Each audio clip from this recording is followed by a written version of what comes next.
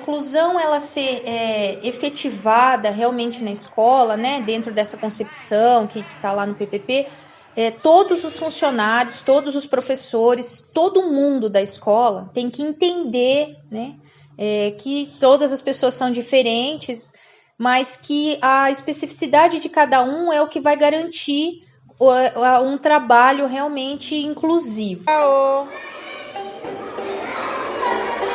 Inclusão é você pegar aqueles que as pessoas falam que são diferentes ou que têm alguma deficiência e transformar ele num ser humano como todos os outros. E ele é um ser humano como todos os outros.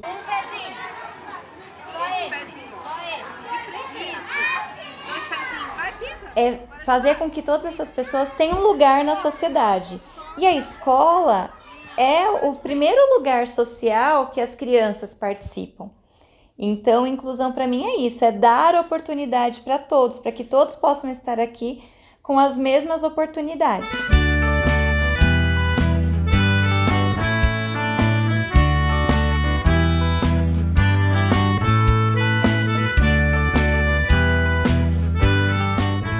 Estamos localizados no Jardim Santa Lucrécia, no bairro do Jaraguá, na zona noroeste da cidade de São Paulo, né? É o extremo mesmo. Esse bairro é um bairro periférico, são de pessoas realmente com uma carência muito grande. Então a gente percebe que a escola é o local onde tudo acontece. Vem, Rafa! Isso! Isso, Yaya, vem! Isso, Rafa! Ih, gostoso! Vamos de novo? Vai, Yaya! Vai, dá a mão! Dá a mão pra ela, Érica! Então, ela está atendendo hoje 827 alunos, né, matriculados, que já efetivaram as suas matrículas. Mas ela tem vaga para 898 alunos. A gente atende uma média de 24 alunos, divididos aí não exatamente entre manhã e tarde, né? Acho que a tarde tem um pouquinho mais do que a manhã, com diversos tipos de necessidades. Então, nós temos alunos com deficiência intelectual, nos seus mais diferentes níveis, com TEA, que é o transtorno do espectro do autismo,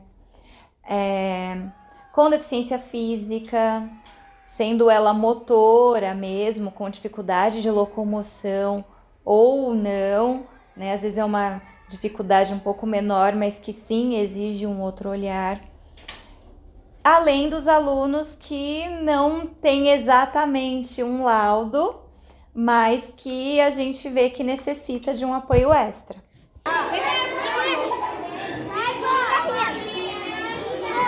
Joga a bolinha pro Vitor, Rian. Então, quando uma criança chega para nós, a gente precisa conhecer essa criança, né? Desde o professor da sala, e aqui a gente não tem esse discurso de que é aluno do fulano, né? Esse aluno chega para nós e ele é aluno do Ernesto, né? Então, desde o professor da sala, dos professores especialistas, dos funcionários do pátio, da cozinheira, da funcionária da limpeza, todo mundo conhece essa criança, né? Em toda a sua integralidade. Então, se em algum momento essa criança estiver no chão e não quiser levantar e tudo mais, todas as pessoas, né, inclusive as crianças, vão saber quem é essa criança, né, como que eu faço naquele momento, como eu converso, como eu chamo o adulto, né? Então, essa individualidade que a gente tenta respeitar aqui dentro do Ernesto, eu acho que é fundamental para se garantir realmente a inclusão. Você não classificou aquele último lá que tinha 6? O Alê e Quem é, Rafa? Função com PAE, basicamente, ela é uma função que vem para a gente orientar. A gente conhece a criança, dentro do conhecimento da criança, que são dos atendimentos individuais que a gente dá no contraturno, a gente ajuda o professor a conseguir pensar aulas. Por intermédio de adaptação curricular, por intermédio de ações coletivas, por intermédio de entendimento da deficiência dessa criança, dentre tantas outras ações que a gente acaba fazendo, e também atender essa criança na sala de recursos multifuncionais. Então, ao invés do professor pensar em adaptações, que é o que a gente costuma fazer em alguns momentos, a gente começa a pensar em aulas onde todo mundo possa participar, inclusive a criança com deficiência. Não é ensinar o professor da sala regular a trabalhar, mas é mudar o olhar. A função da sala de recursos é prover recursos para que esse aluno acesse o currículo. Se o recurso que lhe falta é ter a coordenação motora fina, é isso que a gente vai trabalhar. Se o recurso que lhe falta é saber as letras e os números, é isso que nós vamos trabalhar. Se é saber as cores, se é saber as formas geométricas, as grandezas, ou tantas outras questões como saber lidar com os colegas, saber que não pode bater, que não pode empurrar, que tem que pedir por favor, com licença. Se é saber como comer, como pegar num garfo e numa faca, como beber num copo que não tenha canudinho nem biquinho. Tudo isso é função da professora de atendimento educacional especializado na sala de recursos. A partir do momento que você muda o olhar, você não vai pensar que você tem 34 crianças mais uma com deficiência. Você vai pensar que você tem 35 crianças e dentro dessas 35 crianças, você consegue elaborar uma aula onde todos possam participar dentro das suas habilidades, dentro das suas limitações, sem excluir nenhum. É assim, é um trabalho em parceria, onde todos nós descobrimos, entendeu? Criança que chegou balbuciando, que ao longo do trabalho já fala alguma coisa, entendeu? Já se socializa, já se sente pertencente dentro da escola, que o nosso intuito é esse. É de oportunizar a criança a se sentir pertencente dentro da escola. No caso do Rian, no começo ele se jogava no chão, né? E chegou ao ponto de todo mundo na reunião falar, ó, quem vê o Rian ali ajuda o outro estagiário, ajuda a levantar, até ele entender que ele precisa caminhar, não ficar se jogando. E conforme o tempo foi passando e ele foi aprendendo isso. E antes ele não sentava, e agora ele senta direitinho, come, até fala. Nossa, é uma coisa que é uma evolução que dá gosto de ver. No caso, com a Isabela, né? Tem os coleguinhas que tem aquele vínculo que ela gosta deles, que nem a Inês falou, que colabora ali no momento de acalmá-la, né? Dela vir, sentar e fazer atividade junto. Isso tudo é um trabalho em família, porque aqui a gente é uma família. Trabalhamos em conjunto e tudo isso vai fazendo com que ajude ali no dia a dia. Então, os professores, os estagiários, os alunos, tudo ali em conjunto está fazendo um grande trabalho para a evolução de todos. O Pedro, ele também não tinha essa questão de ser incluído nas atividades, nas brincadeiras. Ele passou por 2 escolas particulares, tá? E nessas 2 escolas, ele não evoluía, ele não participava. E eu já bem descontente com tudo isso, porque ele não trazia nada, não trazia atividades.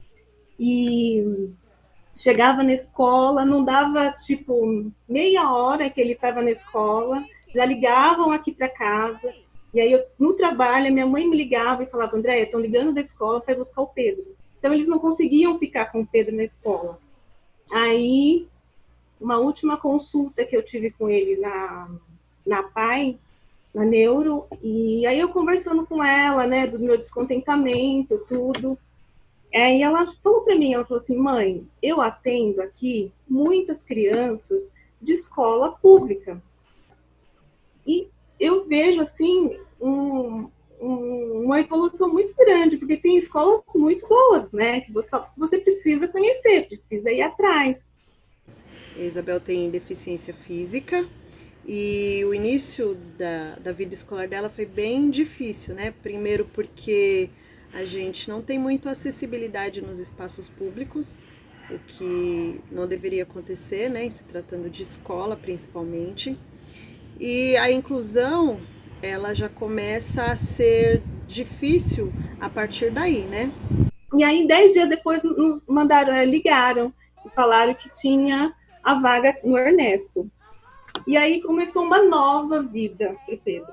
Que aí a gente teve a Ellen, a Ju. Então, assim, o Pedro, ele se transformou, né? Eu posso dizer assim que ele tinha vontade, ele, na verdade, agora, com esse tempo, né, mais afastado, ele já pergunta, mãe, quando que eu vou para a escola? Então, essa coisa ele não tinha nas outras escolas. Ele não queria ir. Ele falava, mãe, eu não quero ir nessa escola. A perua chegava, ele não queria ir embora. Ele não queria ir para a escola. Hoje a gente sabe que ele dá um piti para não ir para casa, né? Ele fica lá, às vezes, não quer voltar, quer ficar lá na escola. Né, a minha dificuldade com ela sempre foi na questão da acessibilidade, né, na questão de incluir ela nas atividades de educação física, por exemplo. Né, eu sempre senti muito um despreparo de alguns professores, também sentia, né, hoje em dia, graças a Deus, Isabel ela tem se saído muito bem, né, a questão da escola, desse olhar da escola para criança com deficiência melhorou muito de uns anos para cá, né? Agradecer também a nossa querida diretora Juliana, que abriu, escancarou as portas da escola para que as famílias de crianças com deficiência pudessem chegar com mais facilidade à direção da escola, aos professores. Então a comunicação melhorou muito.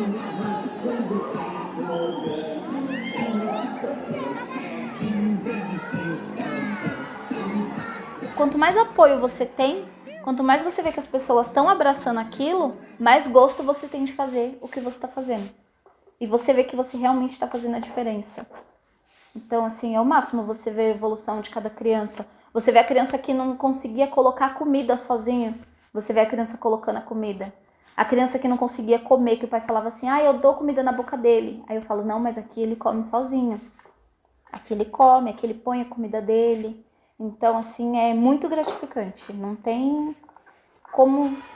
Não tem dinheiro no mundo que pague a evolução que a gente vê dessas crianças aqui. Eu acho que em outro lugar eles não iam evoluir dessa forma.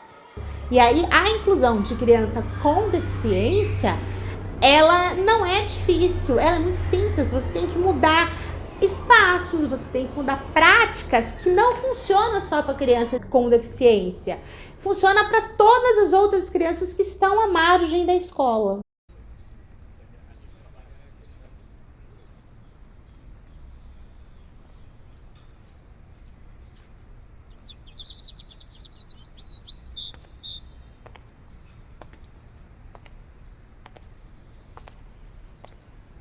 Que a escola, gente, sem criança, não é escola. É um prédio vazio, é um prédio frio, é um prédio sem vida. Quando a gente foi percebendo que a pandemia estava ganhando forma aqui no Brasil e que de fato a gente ia ter que parar, né? As aulas não poderiam continuar presenciais, eu acho que a minha principal preocupação foi como dar suporte a essas crianças à distância. Foi, acho que, a principal preocupação. Como vai ser o acesso dessas crianças numa proposta EAD? A gente sabe que desses 800 alunos que nós temos na escola, não são 800 que vão conseguir acompanhar uma aula virtual, que vão conseguir ter acesso a um Facebook, a um Google Class, a qualquer plataforma que se crie. E foi uma novidade até pra gente, porque eu nunca tinha vivenciado um momento desse, então é bem difícil. E aí vem todas essas incógnitas, como que a gente vai conseguir dar conta do trabalho, a questão da alfabetização foi uma coisa que mexeu muito, porque é uma turma de segundo ano, então eu ficava, gente, agora? Eles vão terminar o segundo ano sem estar alfabetizado. Vocês já desenvolveram um trabalho no decorrer do ano letivo todo é um trabalho presencial, um trabalho onde você está ali, que você já sabe que é difícil.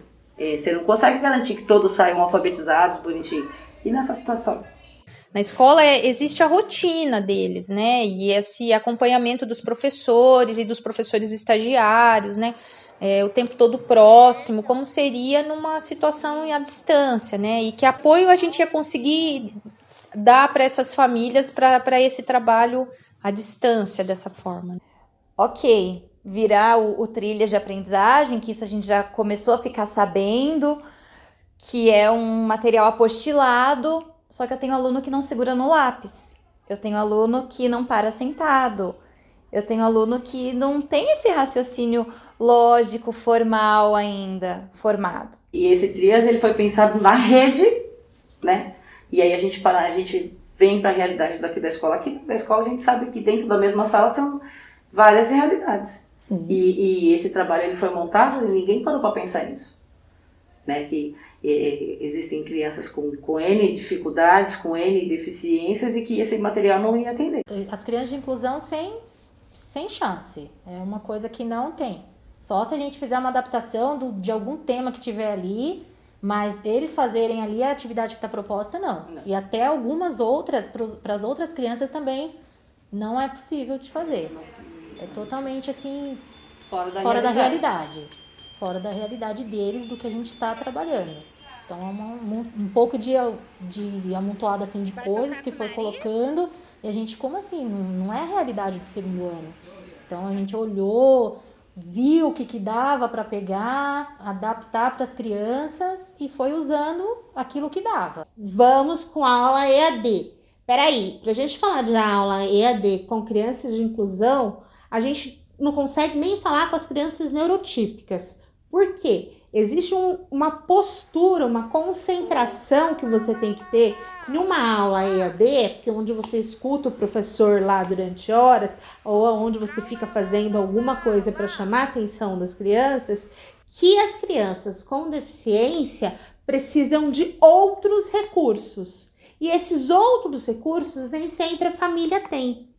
Quando a gente começa, então, no momento já EAD, fazer reunião com a equipe toda, né, discutir essas possibilidades de trabalho, a gente começa a perceber que as crianças, a maioria da nossa escola não tem acesso, né, não tem a internet disponível, ou tempo, né, ou equipamento, e aí as PAEEs, né, prontamente já entraram em contato com as famílias, e nós percebemos que elas não teriam, né, como ter esse acesso remoto nessa forma, e também que o material que era para ser trabalhado não atendia, né, diretamente às especificidades das nossas crianças, né. E aí a proposta foi das PAEEs mesmo, né, de falar, não, vamos criar o nosso material e aí a gente vai se aproximar mais dessas famílias com o próprio material. Foi realmente por essa preocupação de nós pegarmos o trilha de aprendizagem e vermos que ele não atendia os nossos alunos e que por mais que viessem orientações de rotina e tudo mais, não adiantava os nossos alunos terem rotina de estudo se eram coisas que eles não davam conta de fazer. E aí a gente acabou se juntando, toda a equipe de inclusão, a equipe da sala de recurso, e nós estamos adaptando conteúdos para essas crianças dentro do nível delas, dentro do que elas precisam desenvolver. E esse momento de preparatividade é um momento único, porque a gente pensa em cada um. Fulano consegue fazer isso, mas fulano não consegue. Então, para fulano a gente tem que pensar numa outra coisa. Então, tudo que é feito para eles é pensado no que o professor está passando naquele momento do caderno, né, do trilhas ou da atividade que está sendo feita, mas é adaptado para que eles consigam fazer, para que eles não percam nada. Preparar as atividades para as crianças, mas também pensando nessa adaptação dos pais estar envolvido, porque é muito importante o pai entender a atividade e aplicar para o aluno. Então, quando a gente pensou nessas atividades, a gente pensou na família no geral. O que as meninas fazem? Elas pegam, por exemplo, o tema que a gente montou de atividade, tipo o tema central, e a partir do nosso tema central elas também bolam as atividades que serão enviadas para essas crianças com necessidades especiais. Cada aluno é um caso. Tanto que nós temos, sim, alguns alunos que recebem muitos materiais concretos, enquanto outros recebem a apostila adaptada. E outros recebem os dois.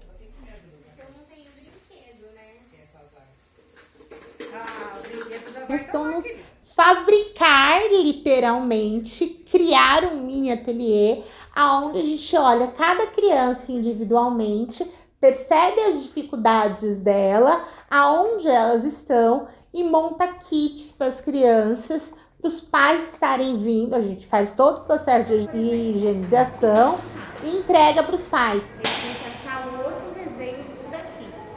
Então, qual que é a tendência das crianças como o Henrique? Arrancar tudo até achar. Não deixa. Então, ele pode jogar para os irmãozinhos dele, que tem mais 4, né? Além dele. Aí, vocês podem fazer o que você achar. O que for melhor. E aqui a gente sabe da dificuldade de cada aluno. Sim. Né? A gente sabe que a Gabi tem esse tipo de dificuldade. A Vitória tem uma outra. E ali no dia a dia a gente vai elaborando, né? E vai conseguindo executar. Bem no começo, a primeira atividade que eu fiquei pensando, como que eu vou fazer uma atividade para o Pedro que não seja muito abstrata, que ele consiga fazer na prática. Aí eu pensei uma coisa bem simples que ele tem em casa, que ele pode fazer, que a mãe dele tem. Eu pensei em ele plantar um feijão no algodão para nascer. E ele vai ver aquilo. É tudo físico, tudo concreto, porque para eles não adianta a gente escrever. Eles têm que pôr a mão, eles têm que sentir o que eles estão fazendo. Então vai de acordo com a necessidade deles. Dá trabalho, não é fácil. A gente vai um dia inteiro preparando atividade, mas depois a gente vê o resultado, vê eles fazendo, é muito gratificante. Aí você fala, valeu a pena. Então, num sábado, a gente se reúne para a montagem desses materiais. Na segunda-feira, geralmente, a gente vem aqui para a escola, a Juliana e eu, com esses kits já pré-prontos, e a gente ainda incrementa esses kits com jogos que a gente tem aqui na escola. Jogos de madeira, MDF, quebra-cabeças e outros jogos que nós temos aqui na escola. E depois as professoras da sala de recursos marcam um dia com horários, né? Para os pais poderem vir retirar as atividades para as crianças fazerem em casa. A gente, então, liga 2 dias antes para esses pais, agenda com todos horários para que eles possam vir aqui na escola, sempre lembrando de não haver aglomeração, então a gente agenda de meia em meia hora para que os pais venham, orientando tudo, para que venham de máscara, para que preferencialmente não tragam as crianças, porque, né, querendo ou não, tem que sair de casa, alguns têm que pegar transporte público e tudo, e para eles virem para receber os kits. Às vezes é só pelo carro, ele consegue pegar e fazer. Aqui a gente já começa a trabalhar com o texto. Esse texto que é mais difícil saber quais são as palavras. Então, é praticamente 100% de presença desses pais, querendo essas atividades e vindo periodicamente buscar.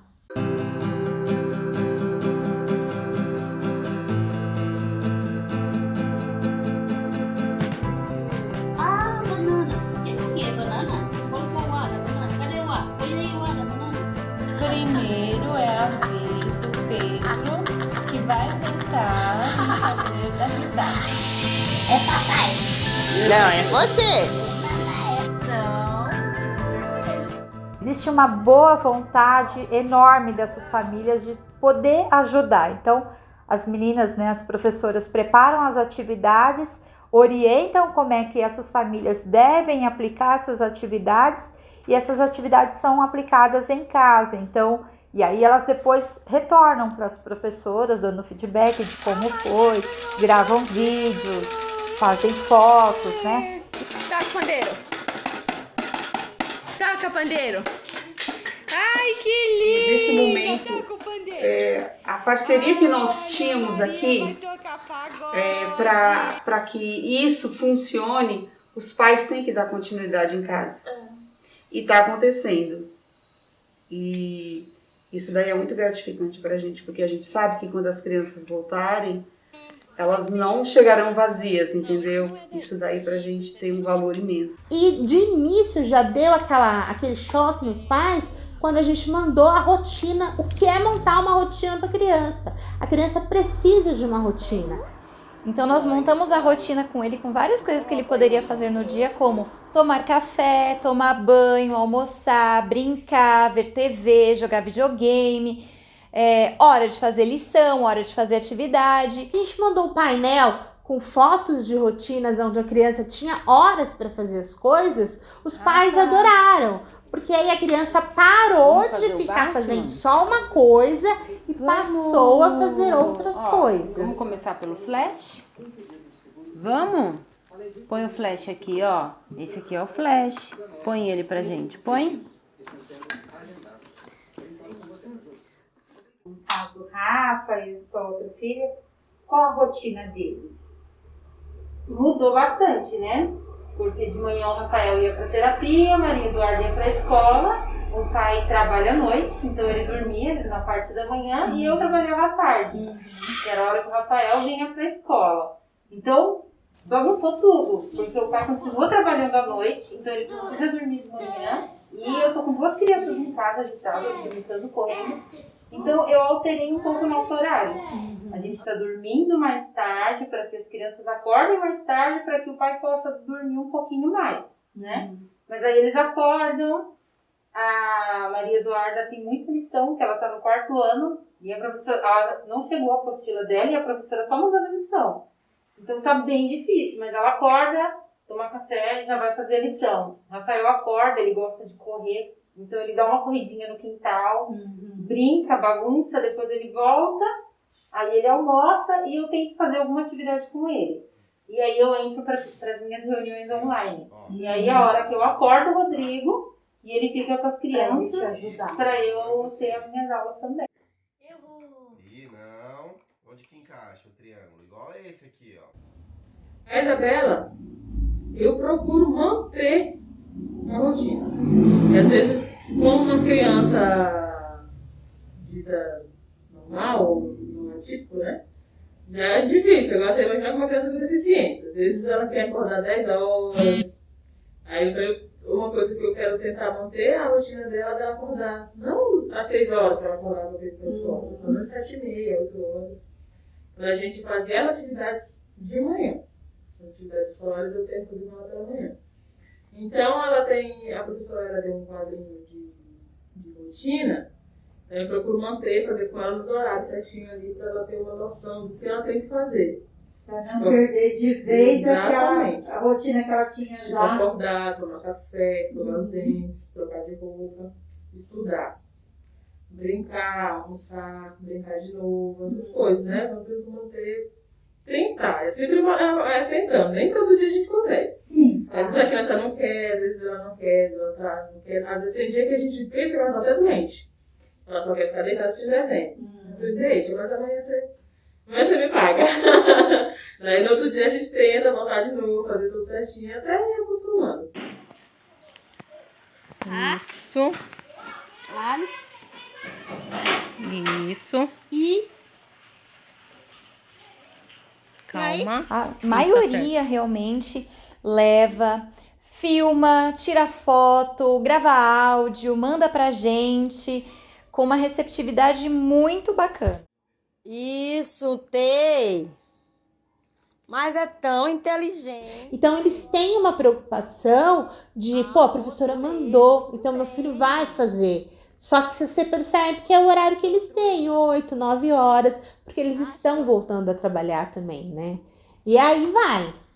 E geralmente eles gostam muito, porque eles percebem que é uma atividade lúdica e que funciona, inclusive, para alfabetização de autismo. O pai fala, nossa, engraçado que no papel meu filho não quer escrever, mas com a tampinha ele já tá escrevendo. Isso é o quê?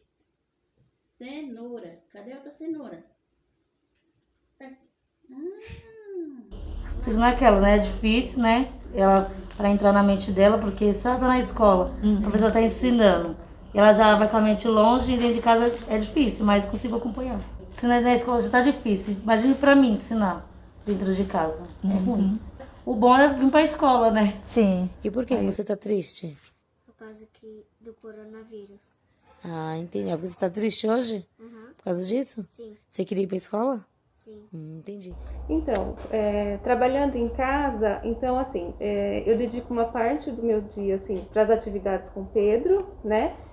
E aí junto com a minha mãe, né? Ela me dá uma força muito grande com isso. Então assim, as atividades do Pedro eu incluo ela também. Então, sim, bastante coisa a gente faz junto, outras coisas a gente deixa ele fazer sozinho. Então, uma parte a gente faz com ele, né? E aí a outra parte, aí eu faço as minhas coisas e também a rotina da casa, né? E assim a gente vai se virando. Com os pais seguindo uma rotina, né? Em casa, Exatamente. para a volta às aulas, a gente não ter se perdido tudo que foi aplicado. Cadê a sombra do cachorro? A rotina. Procura a sombra do A gente cachorro. acorda, Cadê? assiste muita televisão. Aí de tarde eu tiro um tempo para fazer as atividades com ele. Ele brinca bastante, que eu tenho um quintal assim, relativamente grande. E é isso, brinca com os irmãos, bagunça. Agora é esse aqui, ó. Não é esse. Isso, agora... Não é nesse. Aqui, ó. Vira, Rick, vira. Assim, acompanhar a gente consegue fazer tudo certinho. Eu só tenho que ter mais paciência. Não sei como é que vocês conseguem. A minha aluna Yasmin, né? Aqui na escola, a gente já estava desenvolvendo bastante com ela, que nem ela chegou ano passado, ela não falava, não comia sozinha, não expressava emoção nenhuma, se deixasse ela ficava lá brincando sozinha. Então aí a gente desenvolveu. Aí chegou a pandemia, eu falei, e agora como que vai ser essa criança, né?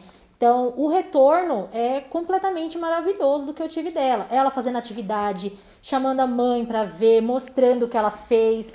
E assim, uma atenção que ela fazendo atividade, que eu falei, gente, como que é possível, né? A gente pensou em atividades para ela, algo que ela consegue fazer, e ela fez. Então esse retorno dela foi bem importante. 3, 4, 5, 6, 7. Eu achava que não ia dar certo no começo. Eu falava, os pais não vão dar conta. Mas tá tendo resultado. Tá fazendo muita diferença. Tem resultado e tem resultados que impressionam. Então faz a diferença para eles. E pra gente também. A gente acha que tá fazendo pra eles, mas pra gente também é maravilhoso. Fazer pares aí? Com as figuras, Brian? E a gente sempre trocando mensagens pelo WhatsApp do como fazer, o que fazer, como melhorar, para qual aluno poderia ser. Tem sido um trabalho muito bacana, muito rico pra gente e pra eles.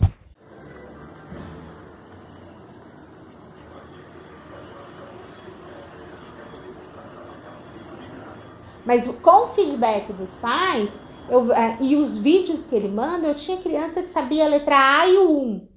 Agora ela já reconhece as outras vogais, já reconhece mais números. E eles passaram a conhecer as crianças e eles falam pra gente o que a criança consegue fazer e não consegue fazer.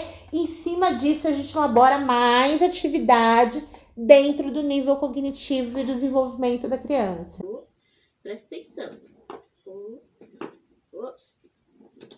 E vendo que durante esses 4 meses, a equipe toda, né, que a ideia surgiu com as PAEs, mas os professores estagiários, a equipe da coordenação pedagógica, os professores, né, especialistas, os professores regentes, todo mundo envolvido nessa construção desse material e nesse acompanhamento, né, com as famílias, eu acredito que a avaliação é muito positiva, né, as crianças estão em atividade, estão produzindo, né, e as mães, né, prioritariamente as mães que estão fazendo esse papel com as famílias, também estão felizes, né, até pelo relato delas.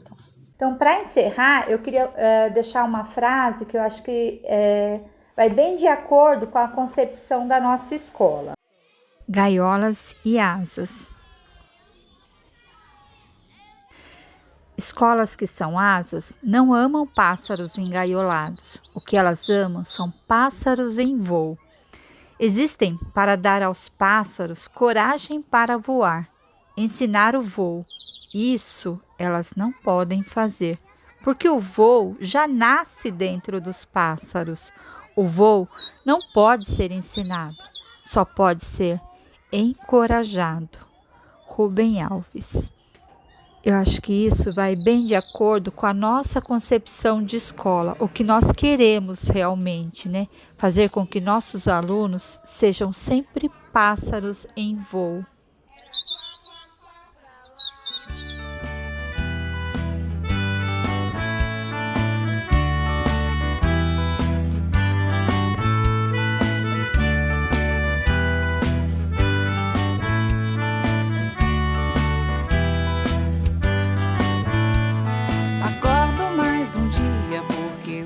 Nasceu e vou correr atrás do que a vida não deu.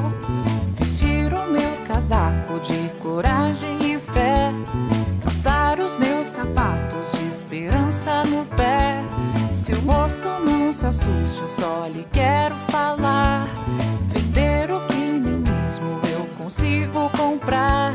Sonhar com meu futuro bem distante daqui. Andar tranquilamente. Foi com a ideia, de verdade, acho que em resumo, de não deixar ninguém para trás. Será que um dia vem? Será que um dia vou ser visto além? Será que um dia dá? Será que um dia vem? Será que um dia vou ser chamado de alguém?